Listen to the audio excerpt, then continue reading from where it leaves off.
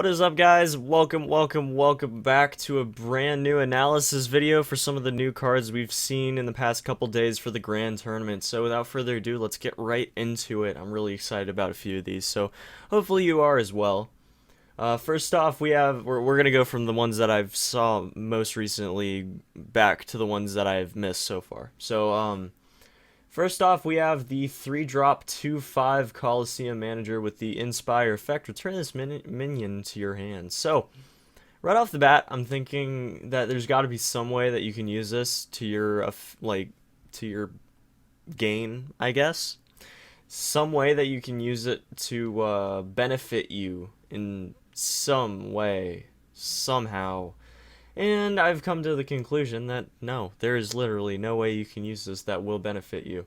I can think of one where you can get 2 damage for free, and that would be using it when you're at 8 mana and playing Warsong Commander into Coliseum Manager. And that just doesn't seem right. That seems like there are so many better things you can do with that. And even just from this expansion, there are better ways that you can go about doing 2 damage. So I'm not entirely sure what the deal is here. I don't really know. I guess if you don't plan on using your hero ability at all whatsoever, then it might be okay as a 3-drop 2/5. But otherwise, it's just not good. It just really isn't at all. I guess you could, okay, just thinking about it now, I guess you might be able to get away with it as just, using it for a couple early game removals, and in like a zoo deck, for example, or against a zoo deck, rather, and then returning it to your hand, and just going from there, but I still don't really like it. It's still a very, very strange card, and I don't think it's going to have much of a place in the meta. Moving on, we have 2 legendaries. So first off, we have Fiola Lightbane. So whenever you target this minion with a spell, gain Divine Shield. For both of these cards, right off the bat, it just came to me. I felt Priest vibes right away. You have so many buff cards as a Priest that the fact that this exists just is fantastic. This card is going to be an auto include as far as priest decks are concerned, and I'm going to go back to that in the future, in like the nearer to the end of this video. But right now, I'm thinking priest is probably going to be a pretty powerful class. I have some high hopes for this expansion, giving some new life to the class. So Fuel is pretty cool. I could see quite a few classes rather taking advantage of her, but I don't know. It's interesting. Or I guess him, her, him. I have no idea, honestly.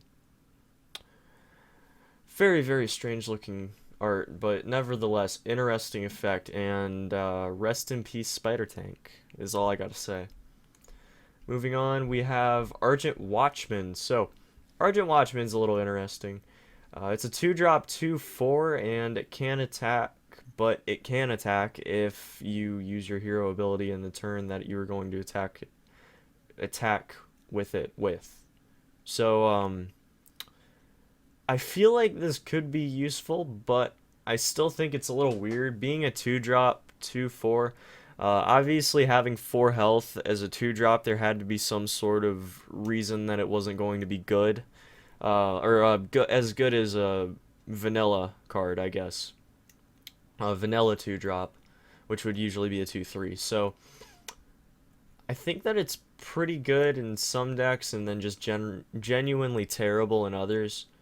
I mean, as usual, it's going to be one of the cards that we don't exactly know if it's going to work out until we see it in the meta, or if it actually affects the meta whatsoever. I highly doubt we're going to see this card, though. As far as the Inspire goes, you almost have to use it for multiple turns in a row, or give it Taunt. If you gave it Taunt, I could kind of see this. I definitely could kind of see this working. But just, again, trying to think about what you could possibly use it in, the only thing that comes to mind is Handlock, and that's already a really streamlined deck at this point. so I'm not exactly sure what its purpose is. But I guess we'll see. Again, it's one of the cards where it could go either way, really. Moving on, we have Clockwork Knight. This card is kind of cool. Passes the vanilla test, first of all. It's a 5/5/5, so 5 drop, 5/5, that's fine. That's just okay. But the battle cry is cool. It gives a friendly mech +1/+1.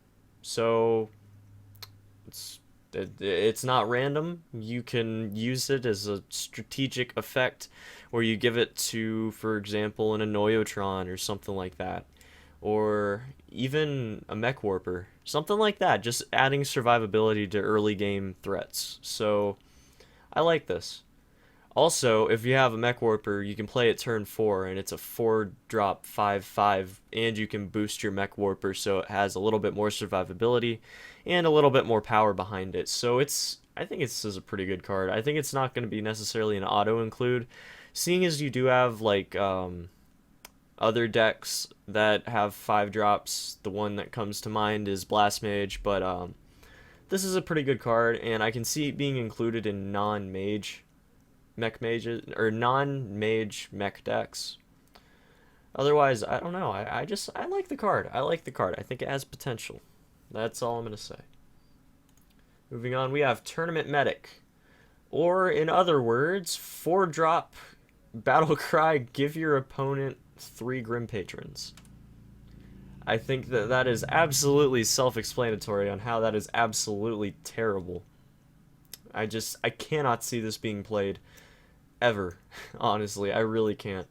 In a world where Grim Patron does not exist, this might be a good card, but Grim Patron does exist, and this is a bad card. So, moving on. We have Silent Knight, just recently released. It is a stealth divine shield 3 drop 2/2.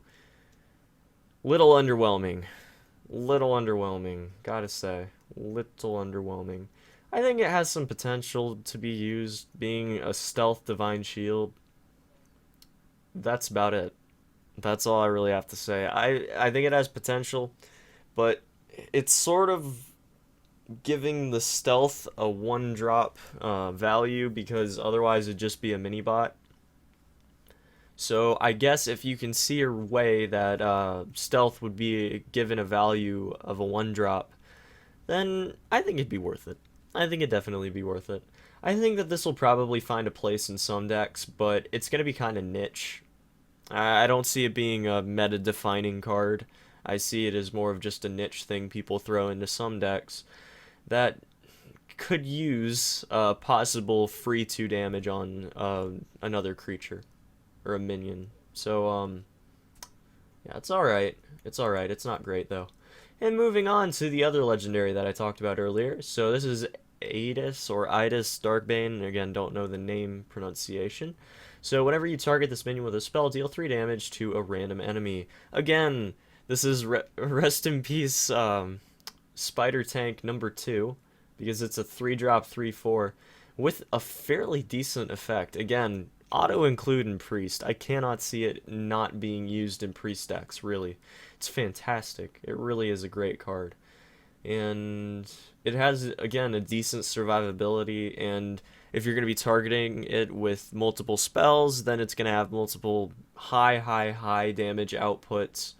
And even better yet, it's dealing 3 damage, so you're going to be able to take out numerous threats that are being released in this expansion, and not even in this expansion, but already general threats in the meta.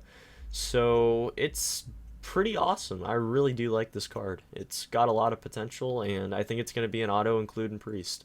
And I think that even without seeing many things that are like specifically, you know, close-mindedly towards Priest, I think that these 2 legends are pretty much auto include in all Priest decks, that especially ones that focus on like enchantment spells, I guess you could call them.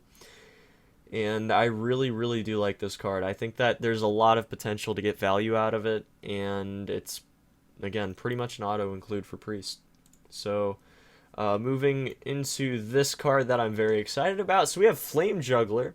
It's a 2 drop 2/3, which is just, you know, mediocre in itself. It's a vanilla type of card, but it's deal 1 damage to a random enemy.